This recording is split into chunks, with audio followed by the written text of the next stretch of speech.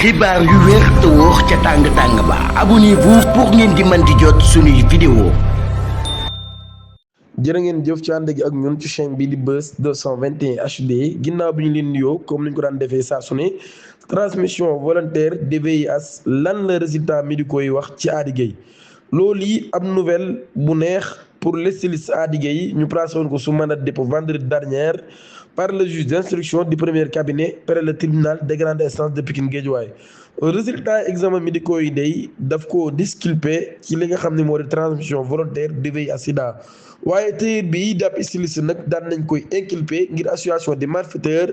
acte contre nature bu ñu sukkandikoo ci ay sources yu Seneweb moom mii ñu jàpp ne dafa nekkoon en couple ak Pape Cheikh Diallo il demeure néanmoins en détention depuis le début des démantèlements de ces réseaux de présumés homosexuels jusqu'à hier samedi. Les gendarmes de la brigade de recherche de Keur Massar daan nañu interpellé au total 63 personnes pour rappel nag le déferment des 12 premiers suspects interpellés dont Pape Cheikh Diallo et Djiby Dramé par le procureur Salif Dicko daan nañ sollicité woon nag l'ouverture de l'information judiciaire en requête de mandat daal di visé nag ñi nga xam ni ñoo di x te x yooyu nag daal daa mel ni ay x yu bëree bëri la moo tax ñu daal ciy jàppagun ay nit ñu bëree bëri.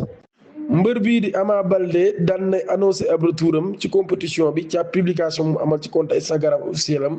di Ama Baldé l'officiel ci am message bu mu adressé ay supporters am day daan nay wax gratitude bi nga xam ne am na ko ngir dimbali gi nga koy dimbali ci absence am waaye daal di affirmer tamit encouragement yi nga xam ni loolu yi moo tax mu mën a continuer di liggéey ci discrétion mu ni seen samay supporters seen ak soutien day jàppale ngeen may jàppale musuma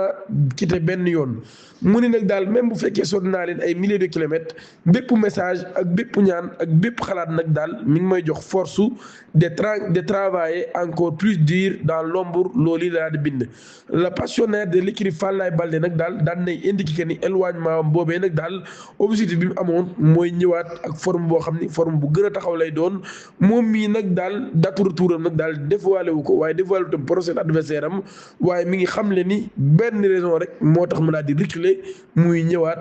gën a fort waaye tamit ñëwaat ngir maanaam gañewaat confiance supporter am yooyee mu ni le moment nag daal approche et je peux vous le dire je suis prêt à te le déclarer mu ni kon nag daal maanaam li des bëreetul te nag mën naa leen wax ni pare naa abonné leen ngeen activé cloche de notification bi te aimé vidéo bi jërë ngeen